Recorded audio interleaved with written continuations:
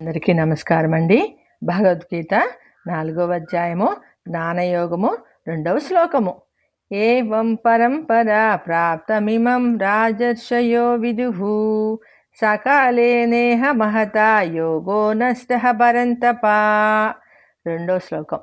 ఏవం పరంపరా ప్రాప్తమిమం రాజర్షయో విదుః సకాలే నేహ మహతా యోగో నష్టః పరంతపా.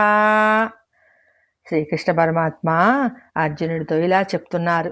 ఈ ప్రకారంగా సూర్యుని నుంచి వైవస్వత మనువుకు, ఆయన నుంచి ఇక్ష్వాకు మహారాజుకు, ఆయన నుంచి ఆయన కుమారులు శిష్యులకు పరంపరానుగతంగా లభించింది ఈ జ్ఞానయోగము. వారందరూ ఈ యోగమును భక్తి శ్రద్ధలతో ఆచరించి రాజర్షులయ్యారు. ఈ యోగము ఈ ప్రకారంగా పరంపరానుగతముగా లోకానికి సంక్రమించింది. కాలం గడిచే కొద్దీ ఈ యోగము అంతరించిపోయింది, ఎవరికీ తెలియకుండా పోయింది. ఈ యోగము మొట్టమొదట రాజర్షులకు ఉపదేశించబడింది. రాజర్షి అంటే ఎవరు? క్షత్రియుడిగా జన్మ ఎత్తి తర్వాత ఋషిగా మారినవాడు రాజర్షి అని పిలువబడతాడు. విశ్వామిత్రుడు రాజర్షి అని పిలువబడతాడు. తర్వాత బ్రహ్మర్షి అయ్యాడు. పుట్టుకతో రాజుగా పుట్టినా ఆధ్యాత్మిక విద్య యందు ఆసక్తి కలిగి ఉంటే అతడు రాజర్షి అవుతాడు.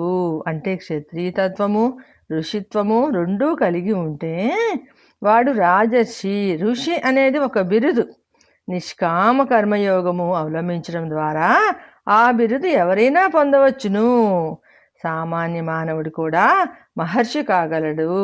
దానికి కావలసిన లక్షణములు ఏమిటయ్యా అంటే నిష్కామ కర్మ, ఇంద్రియ నిగ్రహము, మనోనిగ్రహము, చిత్తము స్వాధీనములో ఉంచుకోవడము, కామము క్రోధములు లోభములు విడిచిపెట్టేసి ఆత్మలో మనసుని ఐక్యం చేసిన వాడే ఋషి అని పిలువబడతాడు.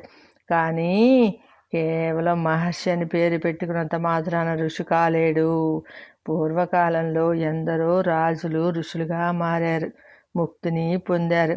కొంతమంది తాము దైనందిన వ్యవహారములలో మునుగు తేలుతున్నామని, ఈ యోగం అవలంబించడానికి ఆచరించడానికి సమయం లేదని, అది కేవలము సన్యాసులకే సాధ్యమని అంటుంటారు. అది పొరపాటు. నిష్కామ కర్మ ఎవరైనా ఆచరించవచ్చు.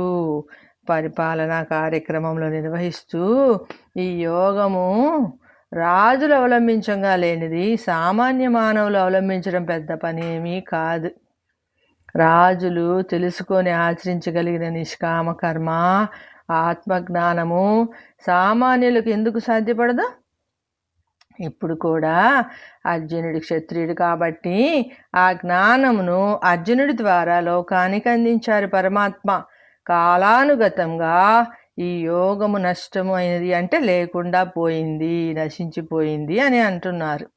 ఒకసారి పరశురాముడు క్షత్రియులందరినీ నాశనం చేశారు. మిగిలిన ఒకరిద్దరు క్షత్రియులకు ఈ యోగము తెలిసి ఉండదు. ఆ కారణం చేత ఈ యోగం అంతరించిపోయి ఉండవచ్చు అని పరమాత్మ అర్జునుడికి బోధించడం ద్వారా మళ్ళీ తిరిగి వ్యాప్తిలోనికి వచ్చింది. దీనినే మరొక విధంగా కూడా చెబుతారు. కాలక్రమేణా ఈ యోగమును ఆచరించేవాళ్ళు తక్కువైపోయి కాలానుగుణంగా ఎవరు ఆచరించని కారణంగా పోయింది అని అంటున్నారు పరమాత్మ.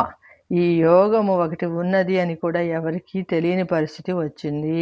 ఇప్పుడు పరమాత్మ అర్జునుడికి చెప్పడం ద్వారా మరలా వెలుగులోనికి వచ్చింది అని అనుకోవచ్చు.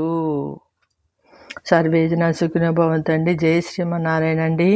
జ్ఞానయోగము నెక్స్ట్ 3వ శ్లోకంతో కలుసుకుందామండి. మీరు ఈ భగవద్గీత ఛానల్ని సబ్స్క్రైబ్ చేసుకోండి. తప్పకుండా మీ బంధుమిత్రులకు షేర్ చేయండి. ఈ లింకును యూట్యూబ్ ద్వారా టీవీలో కూడా పెట్టుకొని వినవచ్చండి. పని చేసుకుంటూ సమయం లేని వారు. అది 10 మందికి మంచి చేద్దాము తెలియజేయడం ద్వారా.